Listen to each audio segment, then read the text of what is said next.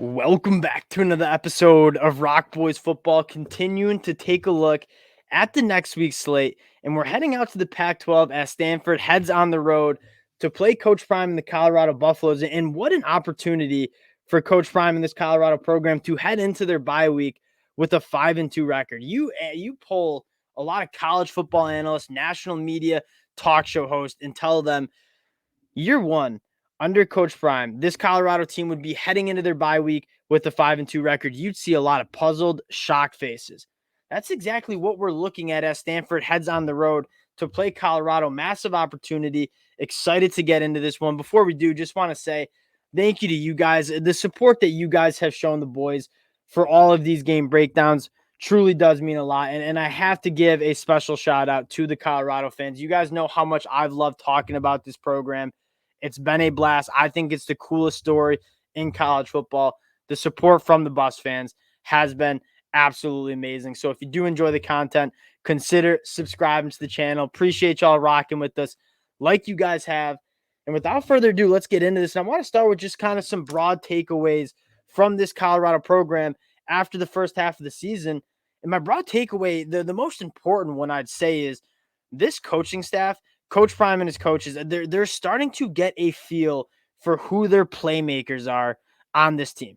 It's easy to forget with all the talk that's happened around Colorado football that most of these players, or like 90% of the players, were not in this program 12 months ago. A lot of them weren't even in this program 6 months ago. They got here in the summer. So they're still trying to figure out who are going to be the playmakers, the guys we rely on to show up on Saturdays. You knew who some of them were, right? Shadur Sanders, Travis Hunter, Jimmy Horn Jr.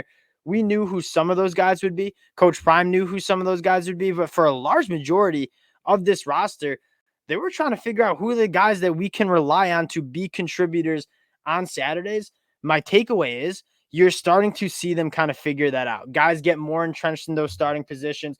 You've seen a lot of rotation at a lot of different positions. You're starting to see a little bit less of that because I think this Coach Prime and the coaching staff kind of figuring out who they want to be as kind of their guys heading into the season. Now, getting into this matchup, Stanford on offense is not good. Right? 18 points per game. That's 115th in the country. That they can't really run the football that effectively. They don't really throw the football that effectively. This is an opportunity for this Colorado defense, especially in the front seven, to kind of have a coming out party and really go dominate a game. And you're starting to see this unit improve. That was our biggest question mark heading into the season, was along the lines of scrimmages, right? The skill position, that's really good for Colorado. Our question is, do they have the depth? Do they have the amount of guys and talent up front to kind of compete at a high level? You're starting to see that round out. Like we've seen some struggles in the past. It's getting a lot better now. Starting on the defensive side of the ball, guys like Jordan Dominic, Derek McClendon, Shane Coates, Leonard Payne Jr., they're starting to come into their own as playmakers. And you look at this Stanford team, 9.3% sack rate. I mean, this offensive line is really struggling in pass protection for Stanford. Can Colorado in this front seven, specifically that defensive line, come out and go dominate this football game? That's what I'm looking for. They'll have an opportunity to do that against Stanford. Now, looking at that back end, the return of Travis Hunter can't be understated, because you look at this unit. Travis Hunter is the best cornerback, I think, in college football. Amarian Cooper has been really, really good for Colorado on the other side. When Travis Hunter went down, they were searching for who's going to be that cornerback outside of Amarian Cooper. Cooper's been really good on that one side. The second boundary cornerback, they're still trying to figure it out. You saw Kamani McLean get the start against Arizona State, was pulled after the first drive, and I don't think returned to the game. Gave up three? I believe he gave up 3 catches, missed some tackles. It didn't look great for Kamani McLean. Again, you got to keep in mind he's a true freshman, still developing.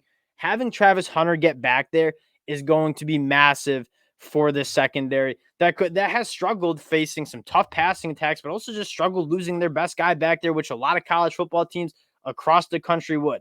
Having Travis Hunter back going to be absolutely massive. I think him and Amarian Cooper make up a very, very good cornerback group. And then the safety spot, like Shiloh Sanders back healthy. Hopefully Trevor Woods gets back healthy. I'm not too worried about the safety spot, but having Travis Hunter going to be massive. Now, a couple of guys you got to watch out for on the Stanford team. One guy particularly, Benjamin Yurosek, the tight end. He's an NFL dude. Maybe a day 2 pick, definitely a day 3 pick. You talk about the biggest threat on this Stanford offense, and there's not a ton of threats. One of them will be Benjamin Yurosek. I'm really excited to see how Colorado and the defensive coaching staff schemes up trying to stop him, because when Stanford's having success moving the football, it's normally going to a guy like Benjamin Yurosek. Now, flipping the script and looking at this Colorado offense, going up against the Stanford defense that also has struggled, right? 35 points per game allowed. That's 116th, averaging 4.8 yards per rush. What I'm looking for is Colorado to continue to establish that run. That's been my biggest takeaway the last couple of weeks against USC and against Arizona State, starting to run the football. The first couple of weeks, like, they had nothing in the run game to give. And I think that's why you saw a lot of problems in pass protection, because teams knew you weren't really running the football. So they were pinning the ears back and getting after the quarterback. Pass protection we'll get to, still needs to get better, but they have another opportunity to stack another game of running the football. Anthony Hankerson has given Colorado a ton of juice in terms of a heavy physical running back to complement Dylan Edwards, who is the fastest football player on the field, but you wanted a little bit more of a bigger body to take some of those carries. Anthony Hankerson certainly given that. Now, the X factor here that I'm looking for, Alton McCaskill. This was a guy who was a true freshman All-American at Houston, tore his ACL, missed all of last year, battling back from injury. Coach Prime says we're going to see him this Saturday. In my personal opinion, from what I saw of Alton McCaskill as a freshman at Houston, he's the best running back in this room. You talk about getting this run game going a little bit more. Alton McCaskill playing a role would be massive. Coach Prime even said in his press conference, this is our best position group, the running back room. He even shouted out Kavase Smoke, who I think only has a couple carries on the year, as being a quote unquote dog who just can't get the carries, because that's how talented this running back room is. Stanford, not good against the run. I'm really looking for Colorado to get that run game going, take a little pressure off of that offensive line and pass pro, off of Shadir Sanders. That's a big storyline to take a look at. The second thing is, I think Sean Lewis is doing a phenomenal job with this Colorado offense. And part of being a great offense coordinator, part of being a great college coach in my mind, is looking at your team and saying, what do we have and what do we not have? And you look at this Colorado offense, we got a ton of talent at the wide receiver position. We don't have a great offensive line right now. Now, in a couple of years, maybe even next year, this offensive line will be significantly better. But as of right now, this offensive line cannot hold up in pass protection for some of these longer developing route trees. Sean Lewis takes a look at this offense and said, we got to get the ball out quick. And you have a lot of playmakers who are really good with the ball in their hands. When this Colorado offense, I think, is humming, the ball's coming out quick to guys in space and letting them work after the catch. Shadir Sanders, especially kind of in those short intermediate route trees, not many quarterbacks better at delivering the ball on time and accurately than Shadir. He's using that in a really, really strong way. And I think that's when you're seeing that offense be successful, that's kind of how it's looking. Wide receiver room, you're seeing some guys step up, again, continuing to find out who your dudes are on this team. We knew Jimmy Horn was a guy. We knew Xavier Weaver was a dude. When Travis Hunter went down, it was kind of the Jimmy Horn and Xavier Weaver show for the last couple of weeks. You're starting to see some other names kind of enter the fold. Giovanni Antonio kind of offers a different blend of wide receiver, big physical wide receiver, really good at the catch point. Amarian Miller, the true freshman.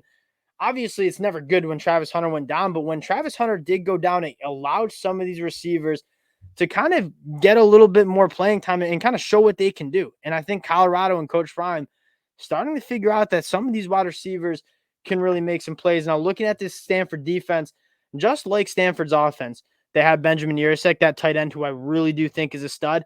They got a stud on the defensive line too. David Bailey, number 23. This is a guy that another NFL caliber dude, 6 sacks on the year. That's where I'm looking for. If you're Colorado, you're trying to chip him with the tight end, add running back to help that tackle and pass protection.